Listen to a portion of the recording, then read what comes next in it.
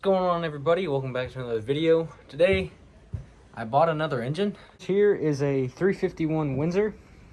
You can tell that by this, a 5.8, but you can also tell by the distributor. Hard to see because it's pitch black, but trust, it is a 351 Windsor. And what makes this Windsor so different from the rest, this is a supposed roller block. I'm trying to tear it apart and take the intake off to find that out.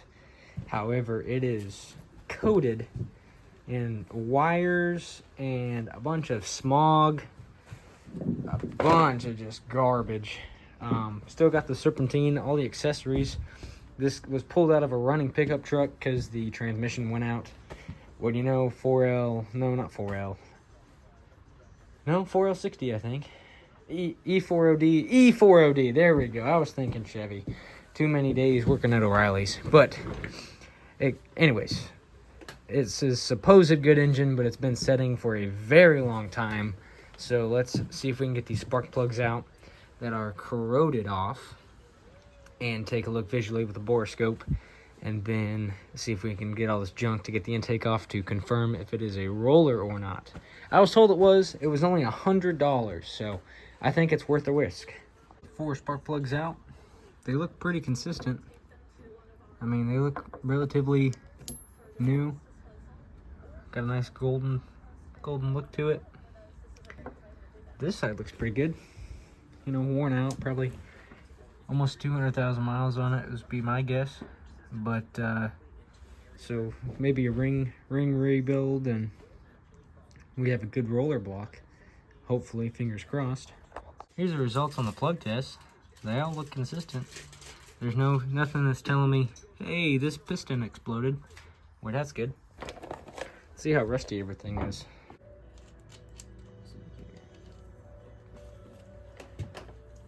Well, we got spider webs going on, but I can see the actual piston. It's there. There's plenty of oil. I can see a little bit of the cylinder walls, just barely. That one looks fine. Definitely been a couple miles on the rebuild, or on the engine, probably original. No spider webs here. A little carbon buildup. That one looks good. Hey, that one's really clean. I can't really see far up there, but ring ridge looks fine. A little scarring, but a little worn in. That looks pretty clean. I'm happy with that. Oh, this is the best looking one yet. Just a little bit of ring ridge, but this side looks like it'll spin over just fine. It's got dome pistons, which is interesting because I guess Ford changed it when they went to EFI, because usually they're like a 4-valve relief. So this is pretty cool. I am liking what I'm seeing. I'm gonna check the other side and I'll show you if there's anything weird from there. Well, this one has rust in it as well as water, and the bore is pretty rusted. We're gonna have to hone that out, I think. That's pretty bad. Check this third one. They're kind of getting progressively worse. Except for this one. This one's clean as clean can be. No carbon, no nothing. That looks great. Let's see, cylinder 2. Little rust in there. Little bit of water got in there. And then, yeah. So just this cylinder right here. This is the worst looking one. And I think it can be salvaged. I think it probably won't spin over. But if that's the worst one out of this $100 engine, I think we'll be alright with a hillbilly rebuild. I'm gonna be honest with you guys, I don't really know what I'm taking apart. I don't know why you'd even use this. It goes through the manifold, so it's got to be some sort of EGR valve or something. But this stuff really is not necessary at all. No wonder they bogged these things down so much. The emissions and all that. I bet this thing really gets woken up whenever you take all this stuff off, put headers on it, and upgrade the cam. But this stuff's just ridiculous. Vacuum hose after wire after wire. I'm just cutting it off because, I mean, I know you don't need it for my application, which I'm going to put a carburetor on this thing because I'm sure fuel injection's great, but I don't want to deal with it right now. Alright, I have all the valve cover bolts out. There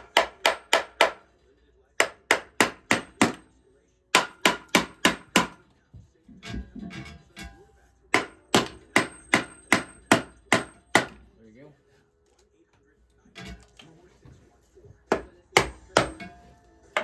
Thing's been on there for a while.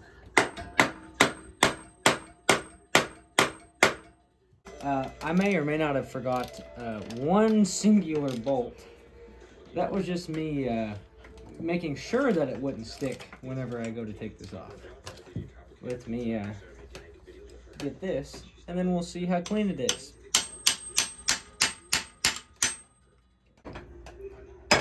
Alright. Wow, that comes off immediately. Look how clean that is. Let me grab this camera here. This is fantastic. I like that a lot. Heck yeah. Let me fight for 30 minutes on the other side and get that one off, and then see if we can get some intake bolts off. Real quick, before we go too far, I'm going to take this rocker and the lifter out, and then take my borescope so we can see if indeed we have a roller camshaft down here. Alright, so I went ahead and took out a rocker and a lifter. I'm going to stick my borescope down in here. That looks like a roller camshaft to me. You can see the dog bone. See if we can zoom out here. You can see there's the dog bone, and there's it wrapped around it, because there's the other lifter. It is true. This is a roller block. It is already worth the $100 that I paid for this. Some more genius engineering. The upper intake you have to take off to take the valve cover off, but when the bolt's been in there for so long and it's a Torx bit and you don't have the power tool extension, you have to rely on this, and you don't have any vice grips, you can't get this thing loose. And that's the last bolt, I think. Probably not. I got the upper intake off.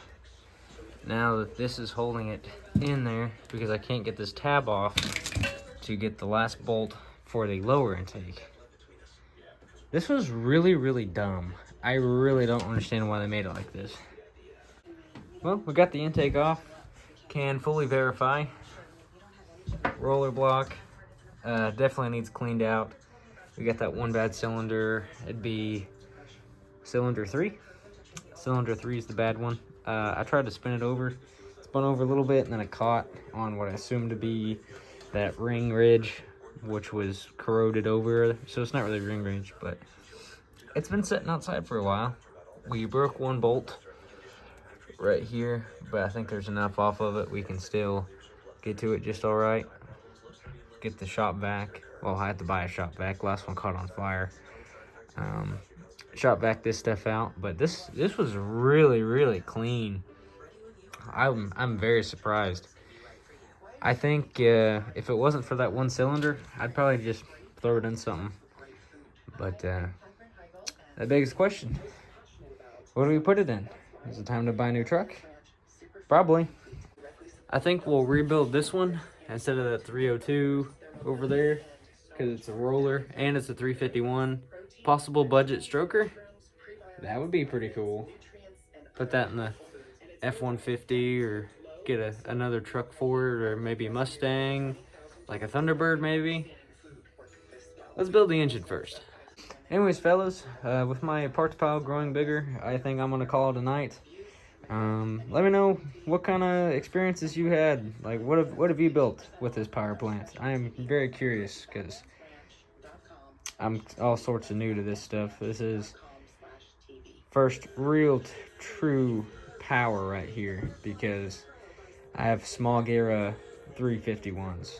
This one is also small Gera 351, but you can get 330, 350 horsepower relatively easy with these, with intake, headers, cam.